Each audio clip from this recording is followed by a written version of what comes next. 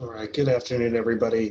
This is Scott Wallach with the National Academies. Welcome to Breakout Room number 1, Children and Youth with Issues Brought On or Exacerbated by Disasters. Thank you for taking the time to join us this afternoon. We have a great panel and a good amount of time for Q&A. So I will turn the room over at this point to Dr. Joelle Simpson from Children's National Medical Center, who will moderate our discussions this afternoon. Dr. Simpson? Yes, thank you. Hi, and welcome all to our panel on doing case studies on the impact of disasters on specific populations. In particular, our group is going to be charged with talking about children and youth with issues brought on or exacerbated by disasters. And I am very fortunate to have such an esteemed panel of guest speakers. I know that we have your bios in the information that was provided for everyone that registered for today's sessions. I would ask that you introduce yourselves just briefly as we begin to go through the panel. We have quite a bit of time, so I'm looking forward to a hearty discussion and following up with questions and answers from the audience. So first off, we're going to start with Dr. Needle, Scott Needle. I know you and I have worked quite a bit together with the American Academy of Pediatrics. Welcome. We are going to be asking you about your thoughts on the experiences of children and youth and their needs in disasters, and then some of the challenges that providers face in meeting those needs, as well as some best practices for managing disasters, particularly catering to those populations. Take it away. Thank you, Joel. Okay, there we go. Wonderful. All right. Can you see the screen, the presentation? Yes, we can. Go ahead. Yes. Okay, wonderful. And obviously there's an incredible amount to talk about on this topic. I will try and be very brief so we can open up for discussion later. And I'm going to focus on talking about the nutrition, safety, and environmental concerns concerning children in disasters. By way of introduction, it should be readily apparent for anyone who works in this area who have experience that just in these areas, in terms of general disaster response, the default has always been for the adult population here. And we're going to talk about the unique needs of children and how we can meet those. So, for instance, our default. Dr. Needle, can I just interrupt? Of course, you seem to be going in and out for your volume. I'm not sure if there's anything there that's adjustable on your side. Okay, let's see if this is better. Yeah.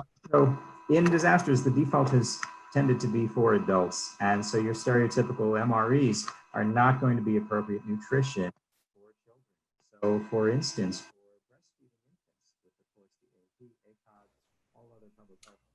Unfortunately, I think you're still somehow not coming across for your audio. I will try and speak a little louder. Public health officials have always said that breast is best, and the AAP, the ACOG have supported this. One example where this came into play was in Puerto Rico after Hurricane Maria, where the AAP, the ACOG, the Puerto Rico Department of Health, Maternal and Child Health Bureau, and the Pan American Health Organization all came together with a program called Water for Milk, or Agua para Leche. And in this instance, the organizations provided safe drinking water, water filters for nursing mothers as well as pregnant mothers to ensure that they could breastfeed safely and appropriately. The breastfeeding issue also comes up in terms of mass shelter care. So, and we're going to talk about that in just a moment, but the idea that nursing mothers need to have a safe space where they can in fact breastfeed away from distractions or dangers.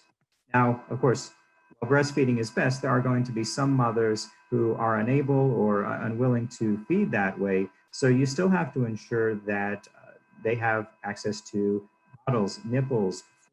After Hurricane Katrina, there were a number of pediatricians that, in addition to providing medical care, were going around their communities trying to find dried powder because many of the shelters had not prepared for this contingency.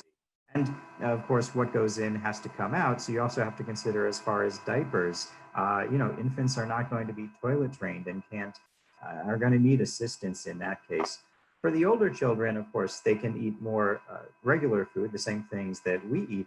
But even then, the requirements are still going to be different. The nutritional requirements, the caloric requirements are going to be different. They're going to need more frequent, smaller feedings here. And So going back to, again, the MREs as the example, these are high calorie, low fiber, high fat.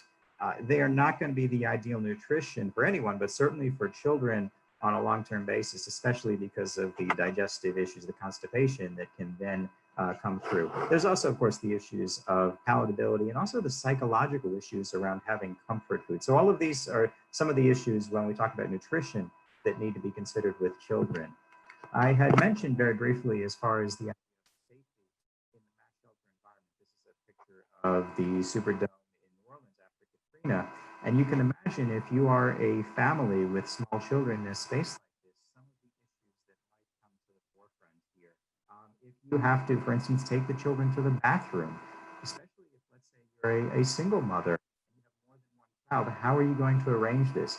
You have all these hundreds of people this mass shelter setting, and you don't know who's going to be there. Are there going to be perhaps, sexual predators? We don't like to think about these things, but these are the realities in terms of these mass care shelters. And then at nighttime, you've got people coming and going. You've got noise, you've got light. It's not the best sort of environment, and there's certainly some safety concerns that we need to take into account. I'm not going to talk very much about the idea of reunification because we could give an entire presentation just on this subject, but I add this to say that this continues to be a problem for all populations, but again, particularly for children. In Boston, for instance, after the marathon bombing, while the response overall was exemplary. Dr. Needle, you've gone out again. I'm sorry. Hey. Okay. While the response was exemplary in Boston, this was one issue that continued to persist and be a challenge. And there are, as you can see, some resources that are available, including one that came out 2 years ago from the AAP. Our colleague, Dr. Sarita Chung up in Boston, has done extensive work in this area, and those are available online. Moving on to some other issues regarding safety concerns for children. If we look back at hurricanes and floods, you can think of all the environmental hazards that are going to pose risks to children there. The stormwater, the mold in the environment, the toxins and biological hazards that are in the water. All of these things need to be taken into consideration and obviously present environmental hazards that we have to be aware of and keep children away from. Not to mention, in the aftermath of a disaster, you also have the temperature extremes, the sun, the insects, all sorts of exposures. Adding insult to injury is on the Gulf Coast. After Hurricane Katrina, a few years later, came the Deepwater Horizon. So there was more further issues as far as environmental concerns.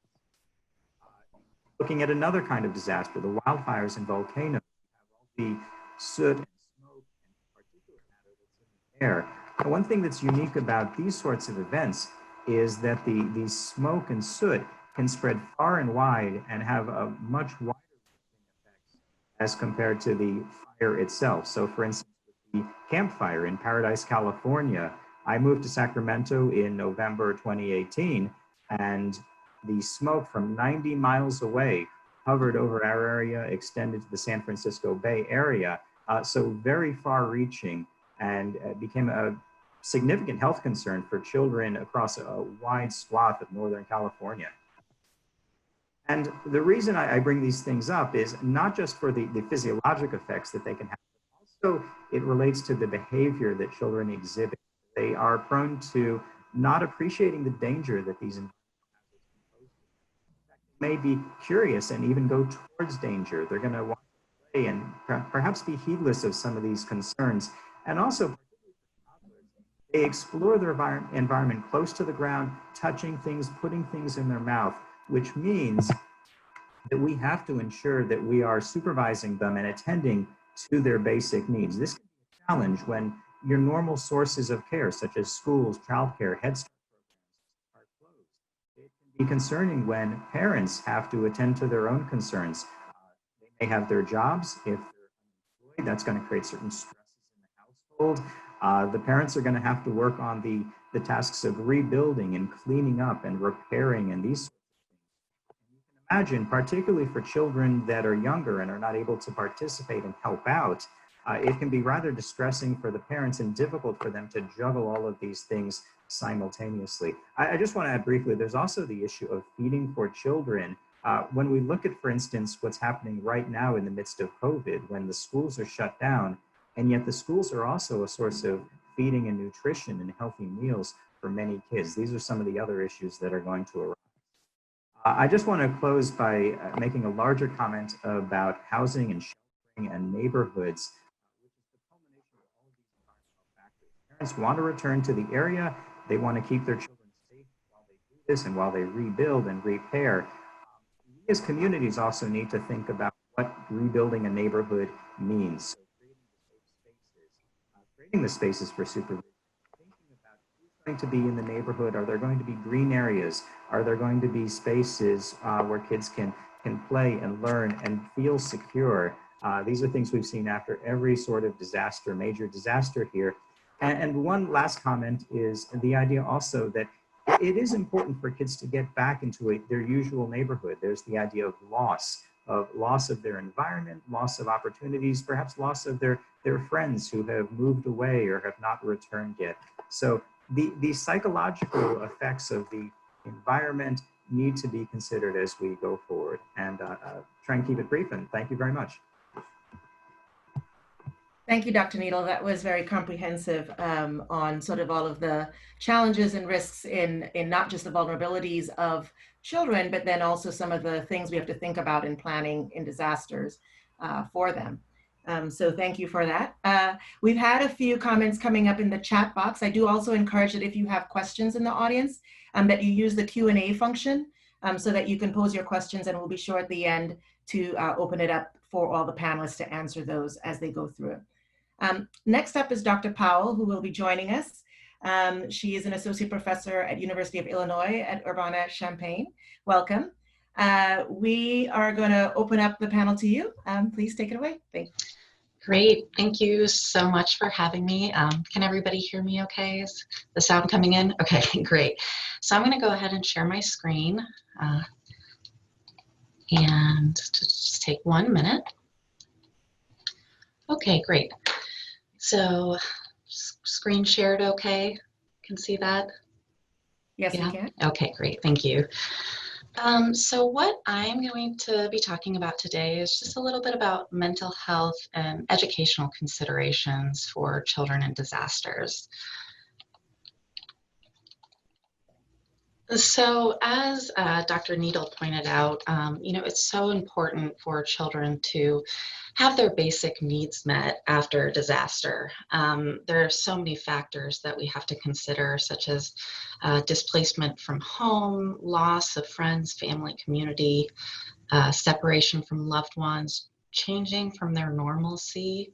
And again, those basic needs, food and shelter, these are all things that can impact a child's emotional reaction. So there are a number of different emotional reactions that children have after disasters, and it's really dependent on their developmental level.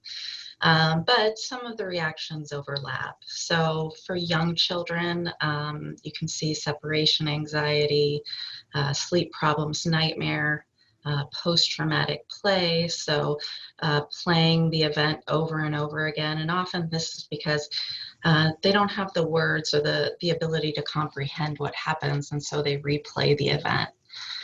You might also see aggressive behaviors, having them be fussy, irritable, and then also regressions, so maybe wetting the bed or having other regressive behaviors that developmentally they had already passed those milestones, but when they've experienced a trauma, these can come back up.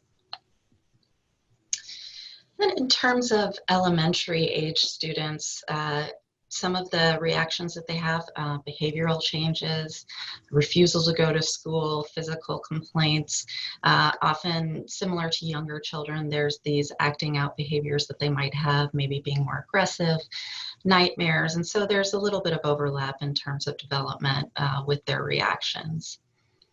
And then with adolescents, there's much more risk for drug and alcohol abuse. They might have changes in their sleeping habits, social interactions, difficulty concentrating in school. Again, behavior changes are one of the first things we can look at too, just in terms of is my child having difficulties coping with the disaster. So there are a number of different reasons children respond to a disaster in different ways, have different emotional responses to a disaster. And these are really all influenced by, different individual characteristics, social characteristics, and experiences a child has. So their developmental level. So younger children will respond a bit differently than older children. Their physical health. Did they have pre-existing physical health difficulties or issues? Family separation. So were they separated from their family during the disaster, after? When I worked in Katrina, a lot of the children that I worked with had significant difficulties because they were separated from their families for a very long time. And that can really evoke some pretty significant emotional reactions. Then level of impact of the event. And this doesn't just have to be level of impact when the event's going on, but it's all of the secondary adversities that a child may experience after the disaster as well. Previous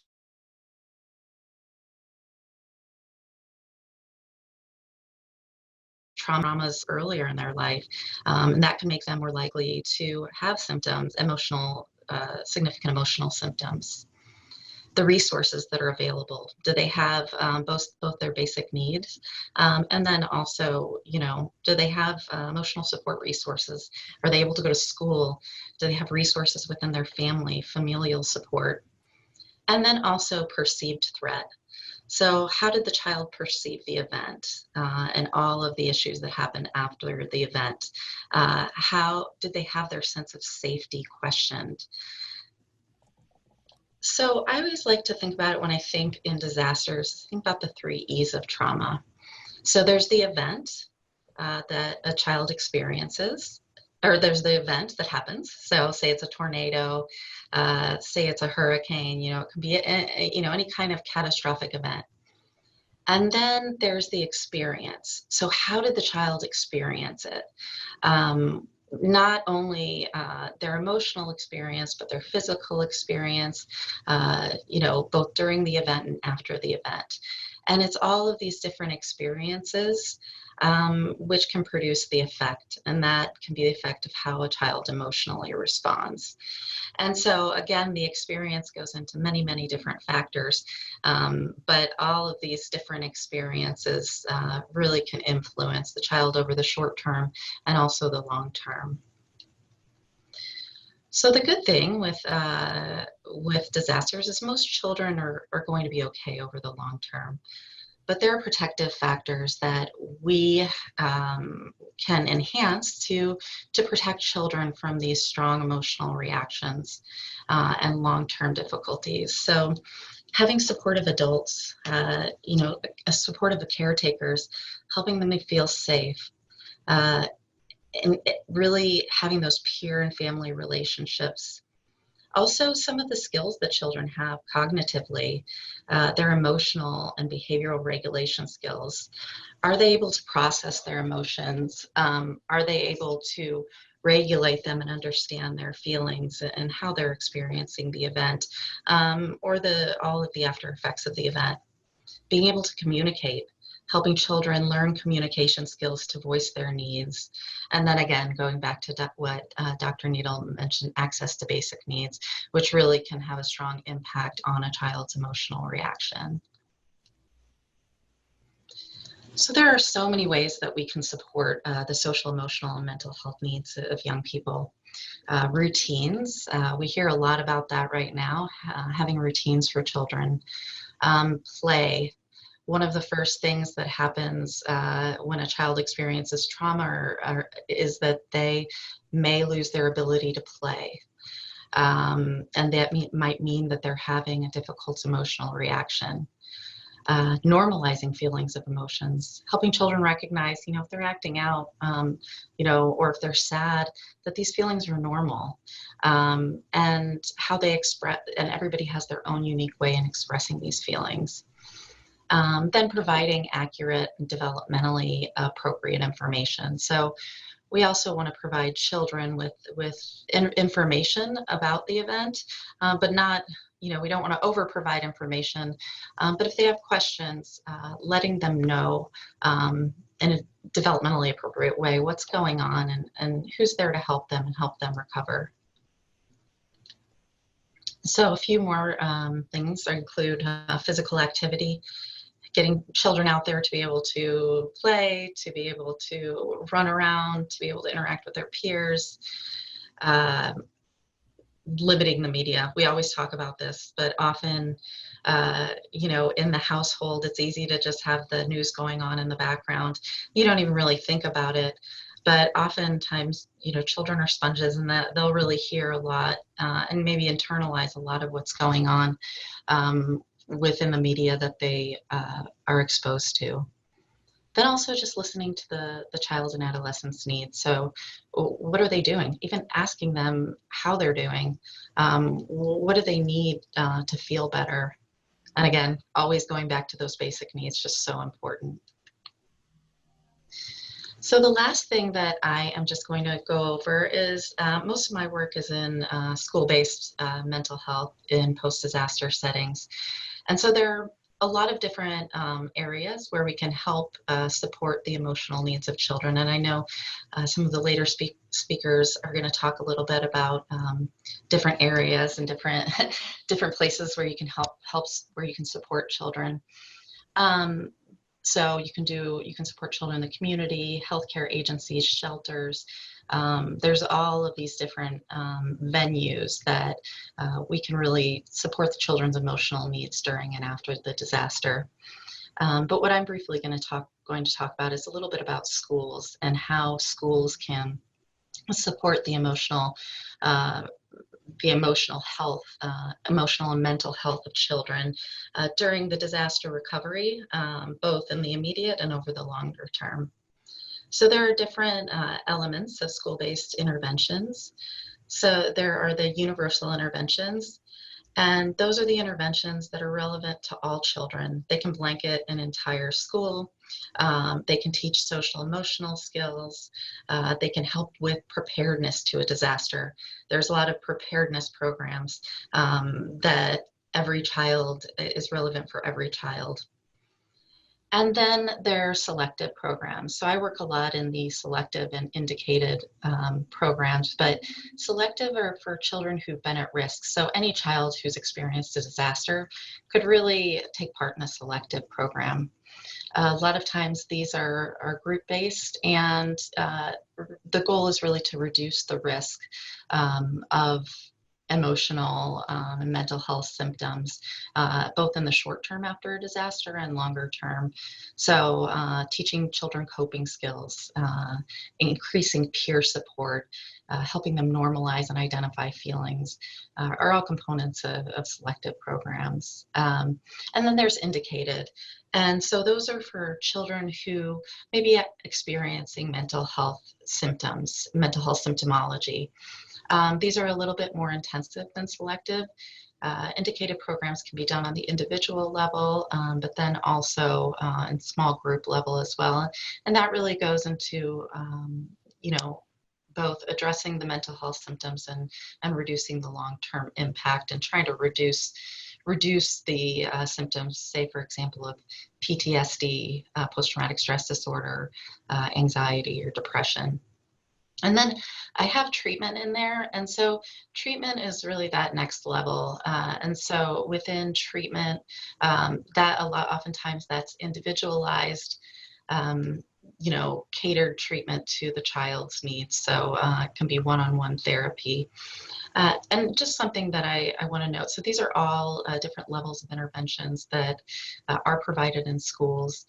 But, a lot of times children can overlap and take part in multiple interventions. So a child could participate in a universal intervention and also indicated or treatment intervention or selective. And so a lot of these overlap, but there are all different ways that we can support the emotional needs of children in all different areas, and specifically in schools and post-disaster settings. It's so important. So I will stop there because I know we're limited on time, but thank you all very much. And I will stop sharing my screen. Thank you very much, Dr. Powell. That was very informative and actually really a nice way of breaking down all of the different ways of approaching, particularly mental health sort of concerns around kids in disasters. So thank you for that. Thank you. I once again want to encourage our participants. I think we have about 71 people on this panel, this work group. So I encourage you to put your questions under the Q&A tab. I will be looking at those later versus the chat tab in order to ask our panelists questions that you might have after they're done presenting. So with that being said, let's move on to Dr. Schreiber. We're very excited to have you here and looking forward to hearing what you have to say. Thank you. Can you hear me and see my screen okay? Yes, we can. Okay, thanks very much. Honored to be with you. So I wanted to first tell you about an active sort of case study and a collaboration that's recently been funded by HHS through ASPR, which is a pediatric disaster medical centers of excellence initiative, which has two grantees, a Western Regional Alliance, which is Arizona, California, Nevada, Oregon, and Washington State, and then another grantee, which is Ohio and Michigan, called Eastern Great Lakes. And in the Western component, there's about 13 million children in those 5 states. And it's been really exciting to have mental health integration into a comprehensive human service and disaster medical effort that involves a lot of academic centers, a lot of state agencies, a lot of healthcare coalitions, AAP, local entities, mental health groups such as the one that I'm coordinating for, RAPA.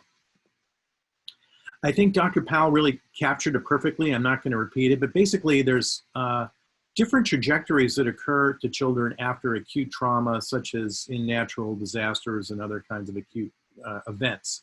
There's certainly a lot of resilience pathways that are observed.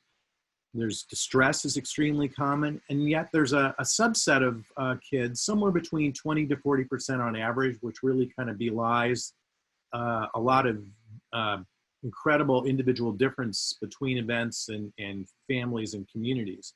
But there is also a risk pathway, and our work is really about trying to figure out who's headed toward a likely resilience trajectory and who's headed toward something more complicated that could involve emergence of syndromes like PTSD and depression, and see if we can possibly interrupt that. So the whole model that we're focusing on our case study is triage to stepped care within the first 30 days following a disaster event, with the recognition really that one size does not fit all.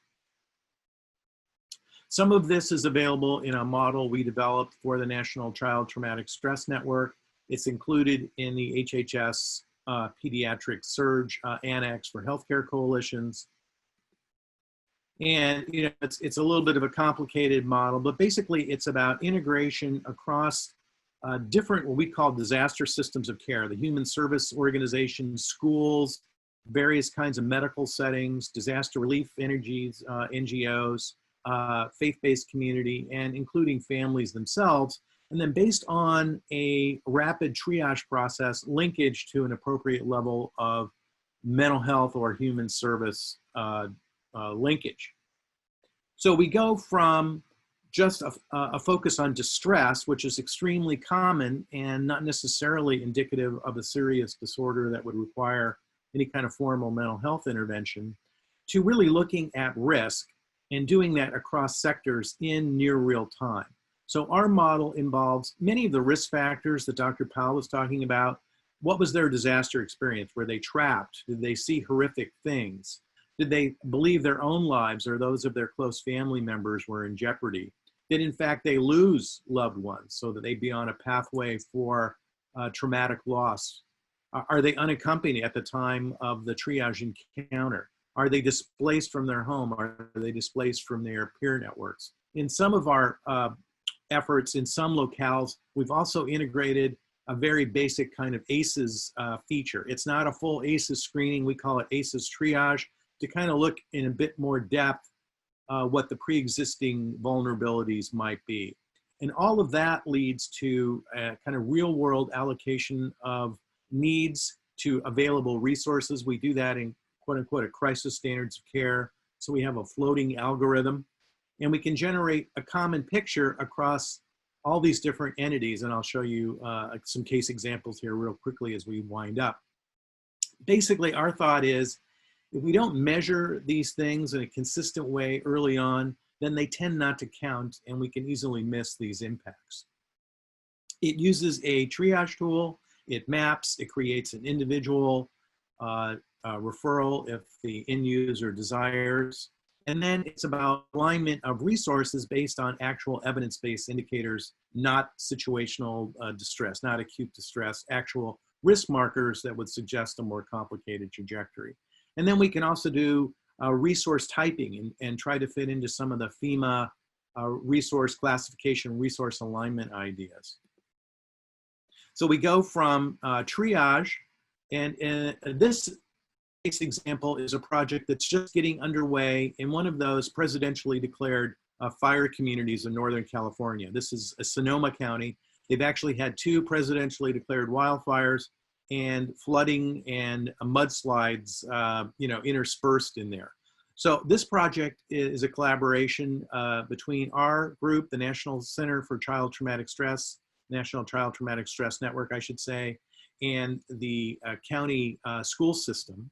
It involves using our triage tool in 9 essentially underserved rural districts that are part of the area of significant impact in Sonoma County, and then doing alignment of resource and needs based on essentially systematic screening of as many kids as possible that we can include in that area of impact. They would then go to the next step in the model, which would be a telehealth version of trauma-focused CBT, which is a national best practice. It's developed at Allegheny General and another group in New Jersey. It's part of the National Child Traumatic Stress Network.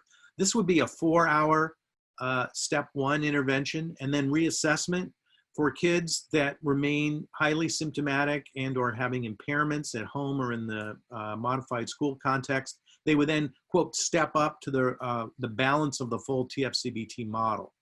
So, for example, if we're able to see significant improvement in kids after the 4-hour acute version, that would essentially create a 400% increase in efficiency in the available trained provider. So one provider could then see up to 4 or 5 kids simultaneously versus a single case requiring the full model. So we get early intervention, we get a better outcome potentially for the child and the family, and we get resource preservation so that many more can be seen and get better population level reach. And if we're able to do that in the golden month, in that first month, we call that the golden month of opportunity. This is just an example from a tabletop or the triage tool. The app was used in real time across RAPM. We were very fortunate that the other entity, the other ASPR Pediatric Disaster Center of Excellence wanted to join. So we had some hospitals and partners in Ohio and Michigan. Some of our other collaborators, the University of Nebraska, Fort Worth, Texas, Nashville, Vanderbilt Children's Hospital, states of Oregon, Washington, a lot of areas in California, Nevada, and Arizona. And this is just sort of what the breakdown looks like for the LA County component, and that can be further drilled down to actually then do alignment of care. It gives risk metrics along different parameters. It generates a PDF that can go into an incident action plan or an EOC and really provides kind of pediatric situational awareness, scaled risk, if you will. So again, one size doesn't fit all. If we only have 1 or 2 resources, how can we best align those to the population? And we can also see why are they at risk, not just risk or no risk, but is it because of traumatic loss? Is it because of disaster-related injury? Are they unaccompanied? all these different factors can be kind of included. And this is a real world example from one of the wildfire presidentially declared events in Sonoma County. And this was county behavioral health going into shelter environments and doing rapid triage to try to get a sense of what was going on, do a gap analysis, determine whether or not they needed to ask for additional resources, and where to kind of then align individual adults and kids. And it maps, so that's actually a map of where the shelters were in the Sonoma Kincaid fire. And then it allows a lot of customization.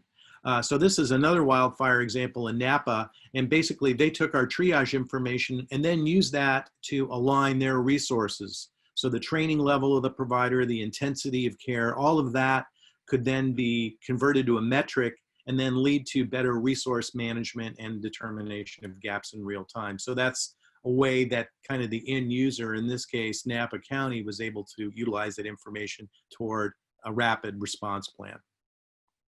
And we have some other ideas and tools about improving responder resilience, especially those we're concerned about that treat children that don't necessarily always have a great outcome. And we have a psych first aid model that's designed for family to family and neighbor to neighbor use. It's actually available on FEMA's website, no cost of that, of course. So a lot of these efforts are really team effort. Many thanks to the RAPM project for having the vision to have a mental health component and to support some of the launch and engagement of our partners across all of the states. Thank you very much, Dr. Schreiber. That was very informative, particularly ways of showing the metrics so that we actually know the scale of the problem and how to measure our response and plan in accordance to that in real time. So we're going to open this up now for a question and answer to all of our panelists. I believe we have about 45 minutes, so hopefully we can have a very robust and interesting discussions. The first question I see here is quite specific, but I don't know if any of you may be familiar with any funds available through federal and local governments for children to receive access to counseling services after disaster. Given that we know that a lot of these things come at a price, what are some sort of answers you can give our audience in that regard? So there is are you able to hear me? Yes, we can. There is a joint effort from FEMA and SAMHSA, HHS SAMHSA, that's called the Crisis Counseling Program. And that is something that states can apply for after a presidentially declared event. So that does provide services to the kind of the impacted population. And, just very, very, very quickly, anecdotally, the way I first became involved in disaster was a wildfire that occurred in my own county in Southern California. And our county went through the state and applied for a crisis counseling program. We already had a school-based model for high-risk kids. And we actually got a variance from SAMHSA from the usual model to expand our existing school-based model. And, actually that got some accolades from FEMA later on. And, that's a project that states can apply for after a declared event. That's one. Thank you. Any other examples from the other panelists? So just really quick, Joel, this is Tara. I think we also had Dr. Fothergill who is going to present today as well. Oh, I apologize. I did not. Did I? Then let Dr. Gill present. So thank you very much for having me on this panel, and thanks for the National Academies for inviting me. I'm talking today about a specific project that I conducted about children's experiences in Hurricane Katrina, and I'm focusing specifically on children living in poverty and their experiences before, during, and after a disaster. So next slide, please. I did this research with Professor Lori Peak at the University of Colorado, and I just wanted to acknowledge her and our collaboration here. Our goals of the project were really to learn about children's experiences and to understand their needs, which have been, many of them have been identified in this panel, and how they were assisted, and to learn how they were able to help themselves. Next slide, please. Just briefly about our methods, it was a 7-year study. It was a long-term qualitative study, and we used multiple methods. It was a modified naturalistic approach where we were trying to meet kids where they were and be part of their everyday lives. Next slide, please. So we used methods that include observations and interviews, focus groups. We interviewed both the children and adults, people at child care centers, school administrators, grandparents, parents, religious leaders, people who coordinated mass shelters. Thank you. Next slide. So one of the things we learned, and again have been pointed out by the panelists today, is that to really understand how kids are doing after disasters, you really have to look at all spheres of their lives. So we are really interested in looking at their family and their relationships to all their family members, even the ones who maybe don't live with them, housing, their neighborhoods, what that looks like, how safe is it, their school experiences, what happened to their educational continuity, healthcare, access to healthcare, and their own physical and emotional health, and how those things were connected. Their peers, were they separated from friends, and oh, lost the PowerPoint. Sorry. That's okay. No worries. We were having problems seeing your entire slide, so I think we're going to try to fix that in real time. Okay.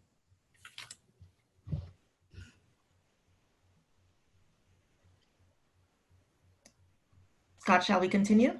Yes. How are the slides? Are you seeing the whole slide now? Yes, we can. Yes. Yeah. Great. I think we're one slide back though. We're almost done with it, but not quite. Okay. Yeah.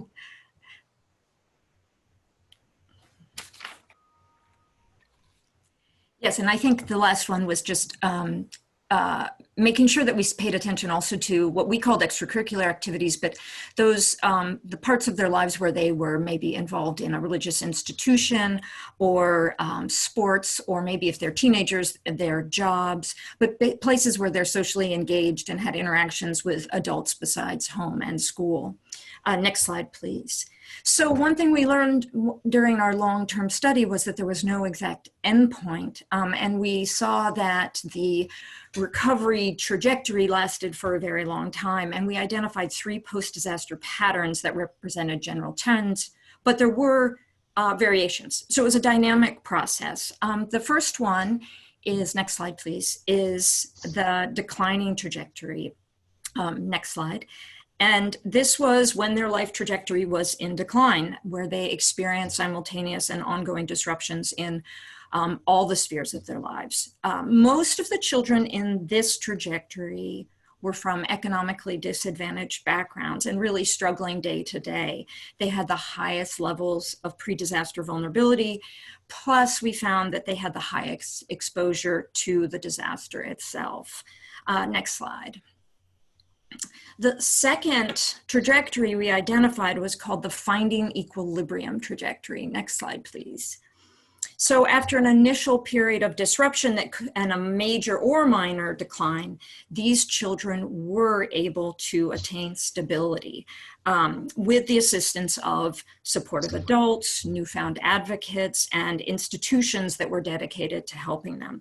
And most of the children in this trajectory had the greatest resource depth in terms that they could draw on. So personal, social, financial. But there were some exceptions to this rule. Next slide, please. The final trajectory we identified was the fluctuating trajectory. And these children experienced a mixture, next slide, please, of both stability and instability.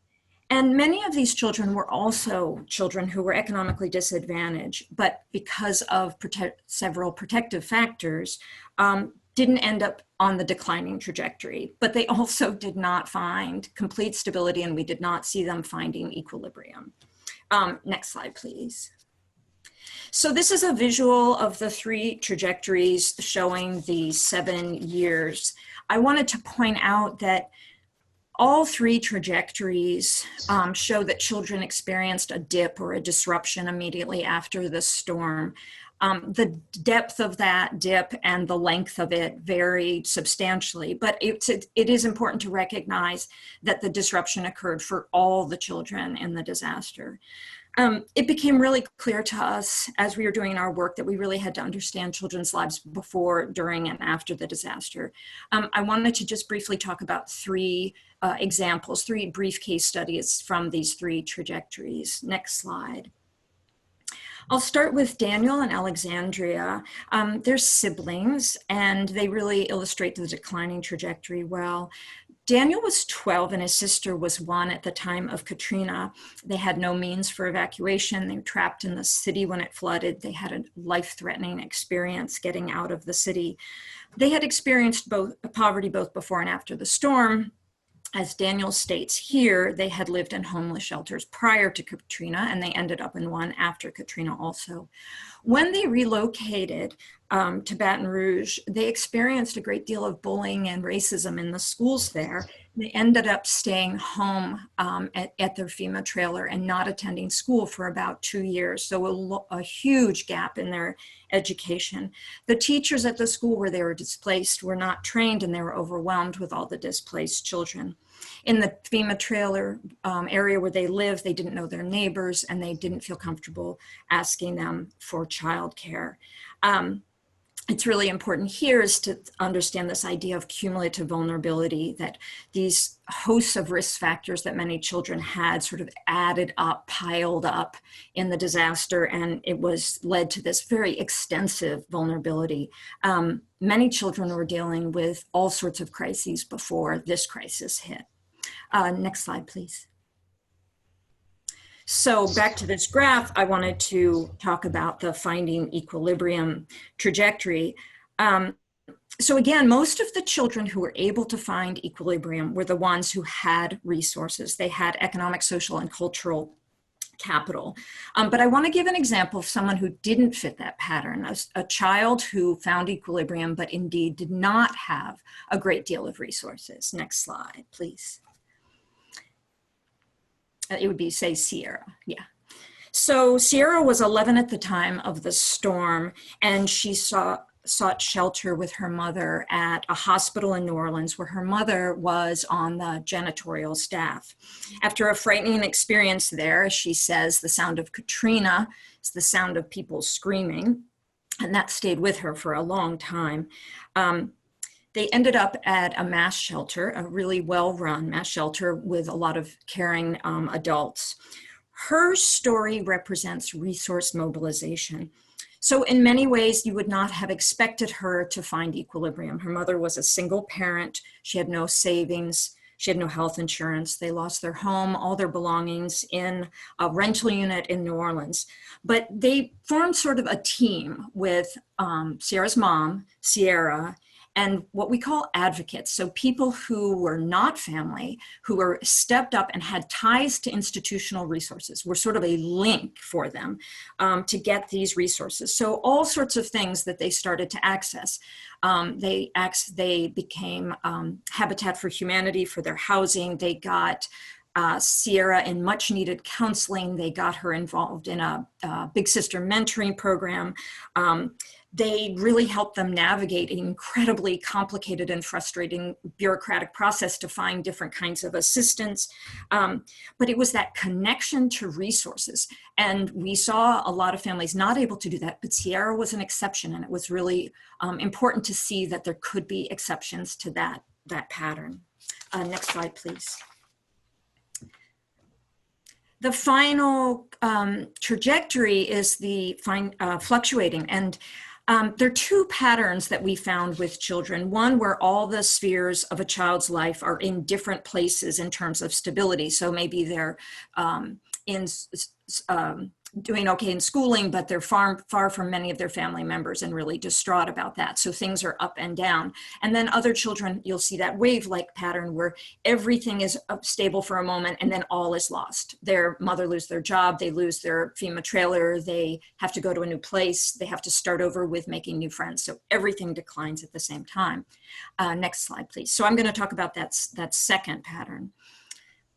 So Clinton and Brandy are also siblings. Clinton was 4 at the time that Katrina struck, and he's the youngest child in our study. And Brandy's his older sister, who was a great deal older. She was 18 and she was enrolled in a local college.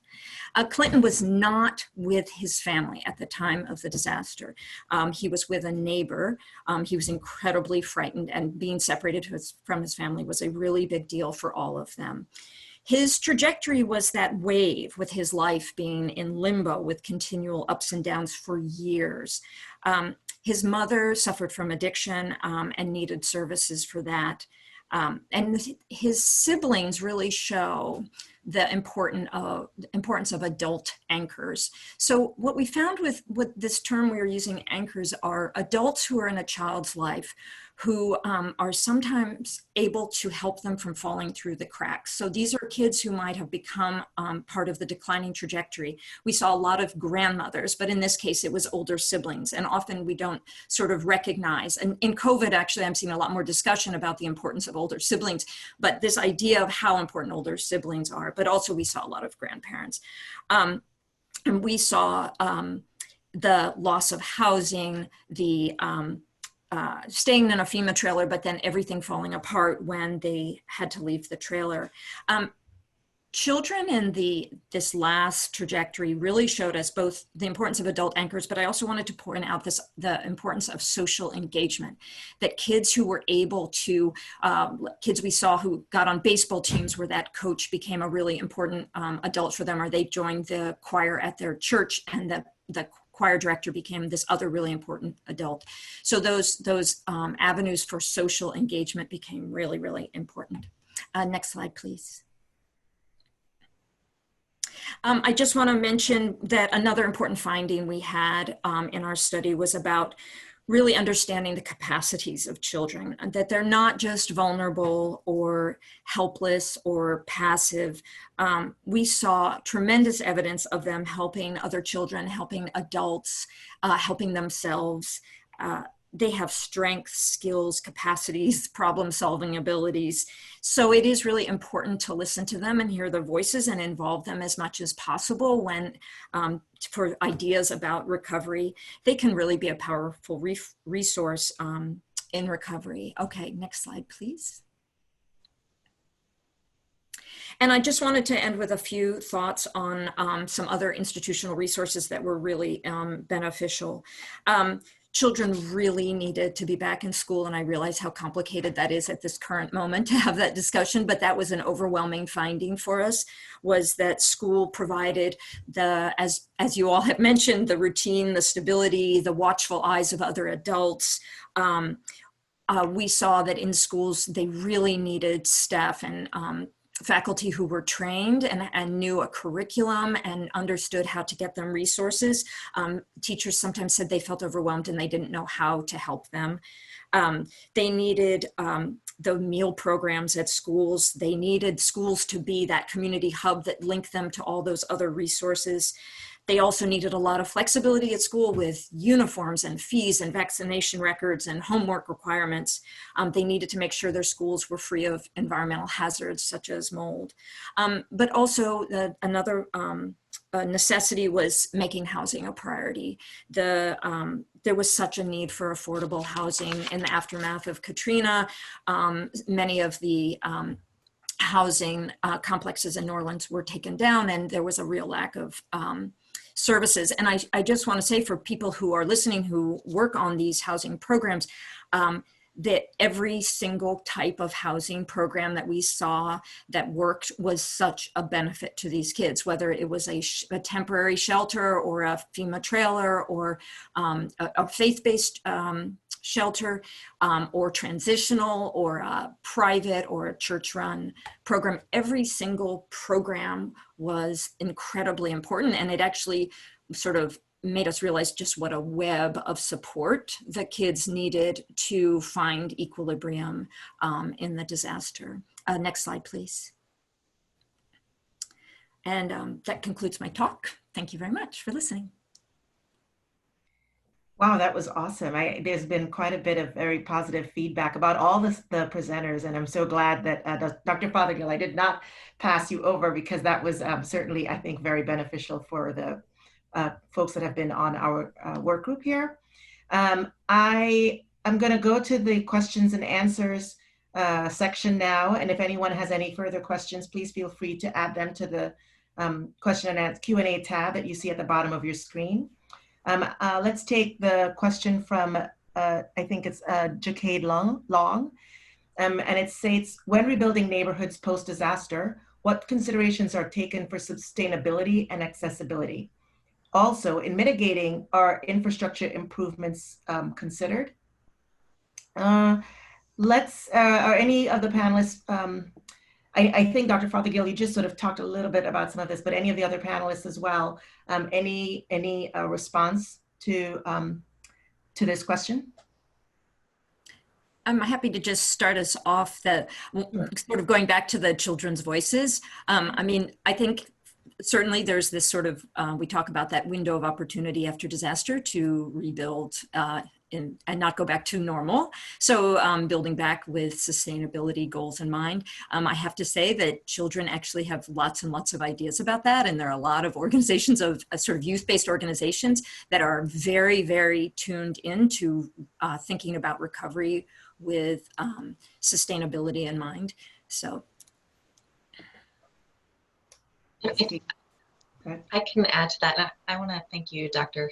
Fothergill, for your presentation. It just resonated so closely to me because of my work as a social worker post-Katrina. So it was really wonderful to see. Yeah, thanks. So I just want to go in thinking about Katrina and thinking about infrastructure. You know, before Katrina, there was the schools. There was a lot of difficulties within the schools. The school system, you know, wasn't doing very well. And so there was really this opportunity to rebuild the whole school system post-Katrina, and to make it better and to provide more services for children.